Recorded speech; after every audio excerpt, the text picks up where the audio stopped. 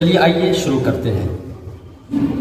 قربانی کا جانور کیسا ہونا چاہیے؟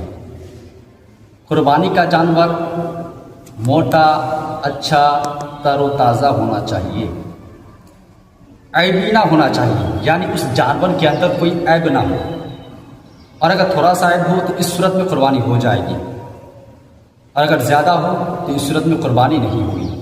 اگر تھوڑا سا عیب ہو تو اس صورت میں قربانی ہو جائے گی لیکن مکروہ ہوگی، اگر زیادہ ہو تو اس صورت میں قربانی ہوگی ہی نہیں۔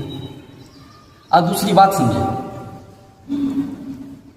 منڈا یعنی جس جانور کے پیدائشی سنگ نہ ہو، جس جانور کے پیدائشی سنگ نہ ہو تو اس صورت میں قربانی ہو جائے گی۔ البتہ سنگ تھے اور ٹوٹ گئے اور وہ مینگ یعنی گودا تک ٹوٹ گئے تو اس صورت میں قربانی ہوگی نہیں، اگر اس سے کم ٹوٹے تو اس صورت میں قربانی ہو جائے گی۔